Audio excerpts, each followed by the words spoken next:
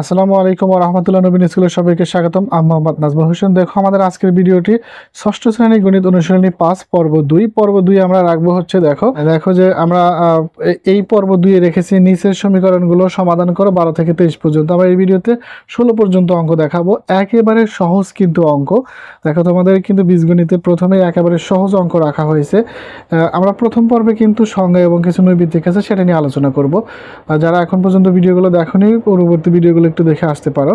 দেখো যে 12 নং প্রথমে কি আছে যে x + 4 = 13 এটির সমাধান তৈরি করতে হবে, অর্থাৎ এখানে x এর মান নির্ণয় করতে হবে। অর্থাৎ দেখো এখানে কিন্তু x একটি অজানা রাশি, x y z যে কোনো অক্ষর থাকে এগুলো অজানা রাশি বা অজ্ঞাত রাশি, এইগুলোর মান সাধারণত বের করতে হয়।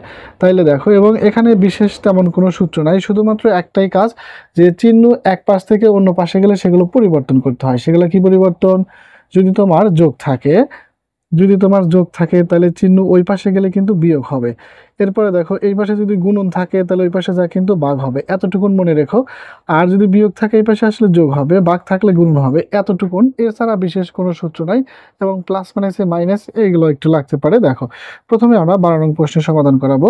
12 নং এ রয়েছে হলো, দেখো প্রথমে আমরা রাশিটি একটু লিখবো যে x + 4 = 13, এইভাবে একটু লিখে নিলাম।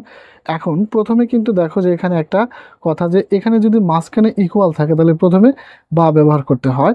এখন দেখো এক্স রেখে শুধুমাত্র এক্স চলকের মান বের করব, যেটার মান বের করব সেটা কিন্তু আমার বাম পাশে থাকবে, বাকিগুলো সব ডান পাশে নিয়ে যাব। এখন দেখো যে আমরা কিছুক্ষণ আগে কিছু বললাম যে প্লাস আছে, তাহলে ওই পাশে গেলে কি হবে? মাইনাস। তাহলে +4 ওই পাশে যা কি হবে? মাইনাস হয়ে যাবে। এখন আমরা একটু ক্যালকুলেশন করব। তাহলে যেহেতু মান বের হয়ে গেছে তাহলে এখানে সুতরাং ব্যবহার করতে পারি। 13 থেকে নিঃসন্দেহে 9 থাকে এবং কি এটাই আনসার। এখানে কিন্তু আরো ভিন্ন নিয়মে করা যায়, এটাই সবচেয়ে সহজ যেটা সেটা করালাম।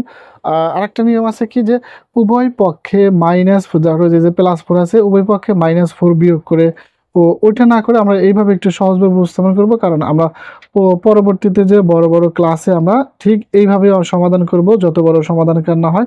এজন্য আমরা এইভাবে একটু করালাম যে নির্ণয় সমাধান। তাহলে দেখো নির্ণয় সমাধান কত হলো? 9 হলো। নির্ণয় সমাধান কিন্তু x = 9। এইভাবে আমরা সমাধানটা করে নেব। আশা করি তোমরা বুঝতে পেরেছো। এখন দেখো আমরা 13 নং প্রশ্ন সমাধান করাবো। 13 নং এ কি আছে যে x + 5 = 9। দেখো 13 নং এ রয়েছে কিন্তু যে x + 5 = 9। তাইলে আমরা একটু প্রথমে কি করব? একটা বা লিখব যে x + 5, তাহলে এখানে x রেখে, আচ্ছা +5 তোমরা এখন বলো x + 5 যদি ওই পাশে নিয়ে যাই তাহলে কি হবে? যে 9 আছে ওটা তো লিখবই, লেখার পরে এই যে +5 এই পাশে যায় কিন্তু -5 হবে। যেহেতু মান বের হয়ে গেছে সুতরাং দিলাম 9 থেকে 5 বিয়োগ করলে কত হয় হিসেব করে আমরা লিখে দেব 4। তাহলে কিন্তু আমরা বলতে পারি যে নির্ণয় সমাধান। দেখো নির্ণয় সমাধান হলো যে x = কত? 4। এটাই কিন্তু সমাধান। আশা করি বুঝতে পেরেছো।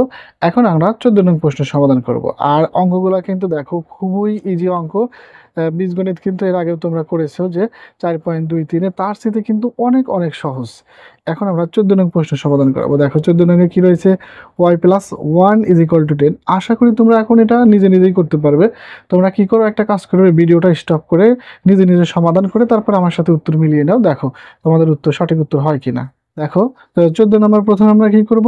y + 1 = 10 রাশিটা লিখে নিলাম। এখন আমরা কি করব?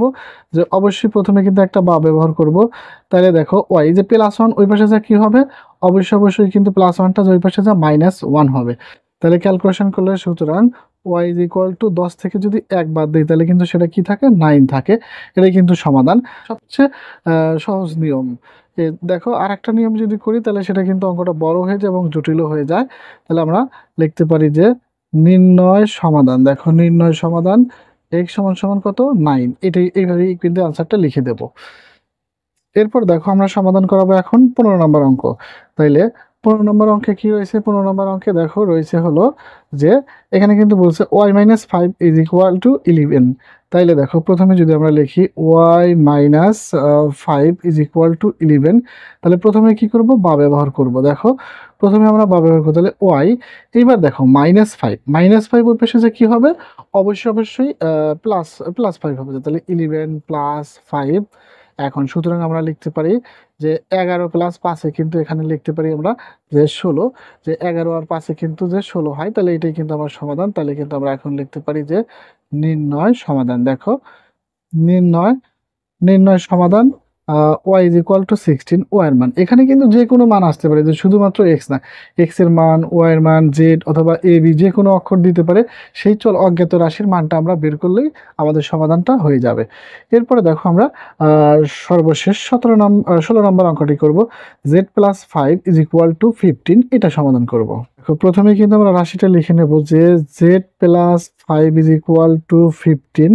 এখন আমরা প্রথমে কি কাজ করতে পারি, প্রথমে দেখো বা লিখবে একটা, বা লেখার পরে এই যে জেড সমান 15 মাইনাস 5, আসলে 15 থেকে তাহলে কি হবে 5 বাদ যাবে। দেখো এটা প্লাস 5 ছিল, ওই পাশে যা মাইনাস 5 হলো, তাহলে কিন্তু সুতরাং আমরা লিখতে পারি সুতরাং জেড সমান সমান কত, নির্ণয় মান কিন্তু 10 বের হলো। দেখো যে তাহলে কিন্তু আমরা লিখতে পারি যে নির্ণয় সমাধান।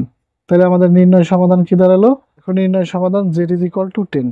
আমরা টোটাল এখানে 5টা অঙ্ক করালাম, 5টা অঙ্কই কিন্তু একেবারে ইজি ছিল, যে এমন কেউ নাই যে এই অঙ্কটা বুঝতে পারবে না, একেবারেই কিন্তু ইজি। আমরা পরবর্তী ভিডিও 3 পর্ব বাকি অঙ্কগুলো দেব, এবং কিন্তু এখানে রাশির অঙ্ক রয়েছে, এবং এখানে কিন্তু সৃজনশীল। আচ্ছা, সৃজনশীল অঙ্ক পারার প্রথম শর্তই হচ্ছে তোমাদের পাঠ্য বই বা টেক্সট বইয়ের অঙ্কগুলোকে একটু ভালোভাবে পারা। যে আশা করি তোমরা যারা এই ভিডিওটি দেখে অঙ্কগুলো বুঝতে পেরেছো, পরবর্তীতে যখন আমি সৃজনশীল দিব তখন আরো ভালো বুঝতে পারবে। পরবর্তী ভিডিওগুলো পেতে সাবস্ক্রাইব করে আমাদের সাথে থাকো। আল্লাহ হাফেজ।